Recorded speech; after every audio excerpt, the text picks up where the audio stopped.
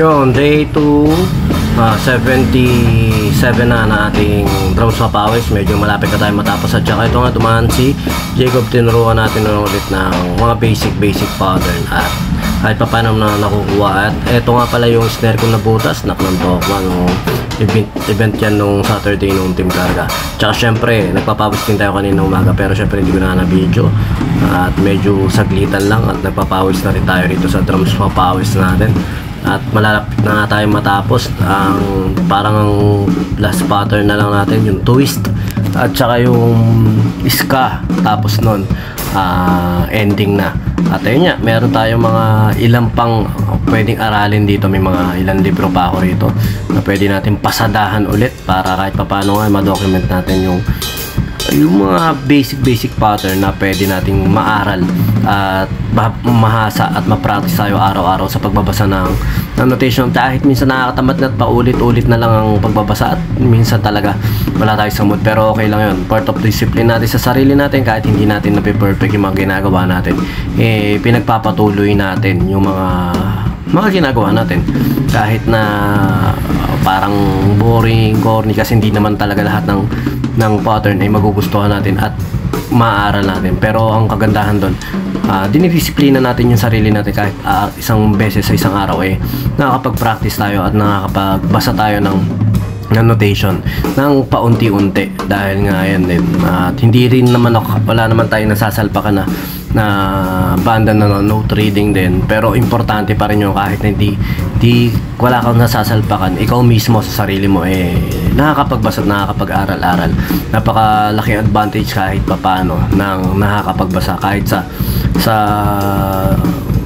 mundo. Pero syempre pag mas nakakabasa ka, mas kahit papano may lamang ka sa hindi marunong magbasa. Pero ayun nga, sabi nga, ang walang pinagkaiba ang isang marunong magbasa sa hindi nagbabasa. Kaya magbabasa lang tayo ng magbasa. At saka syempre ito yung natin drums sa power. 77 na natin drums sa power. Meron tayo rito basic twist 1, meron tayong basic pattern na 1 and 2 and 3 and 4. And ito yung pinaka basic sa pattern na to.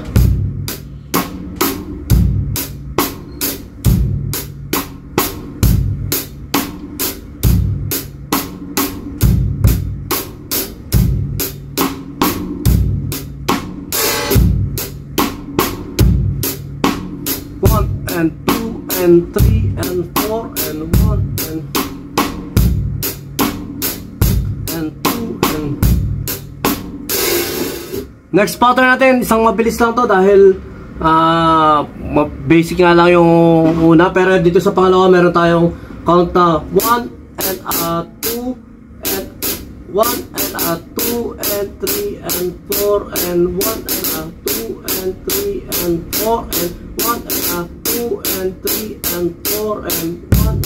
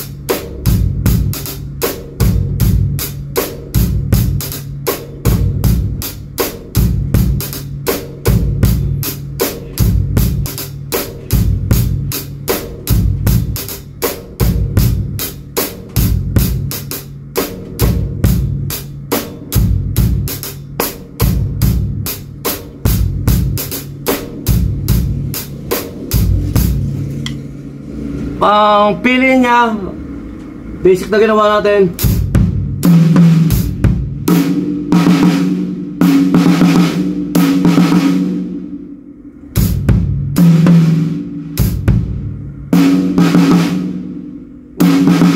Pinalamp-lamp, tapos plum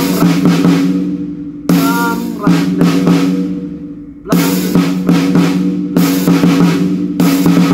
yung sa 1 and 2 and 3 and 4 yan 1 and 2 and 3 and 4 yan.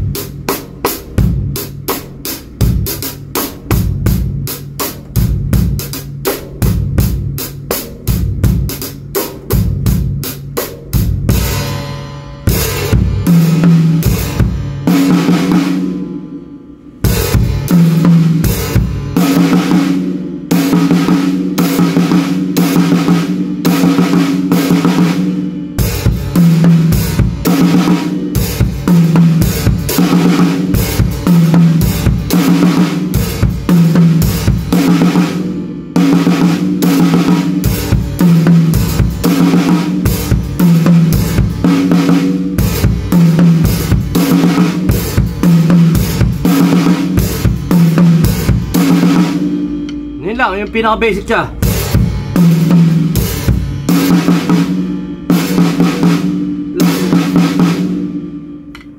Yan lang, pinaka-basic na pattern natin yon na pwede natin ulit-ulitin o practice-practicein. Tuloy-tuloy lang tayo. Yan lang. B-Jam Lights and Sounds. Yun mga boss, baka may mga upcoming events kayo na parating dyan gaya ng binyag, kasal, debut, at kahit anong okasyon na kailangan nyo ng banda, acoustic band, full band, sequencer, meron po kami at kaya po namin kayong matulungan sa mga paghahanap nyo sa mga pangailangan nyo sa inyong okasyon. At ayun, maraming salamat sa mga tropa natin syempre na nagsishare, nagla-like at nagsusubscribe sa atin sa ating YouTube channel. Tsaka maraming salamat syempre sa mga boss natin na patuloy na nag-hire sa atin. Maraming salamat po ulit.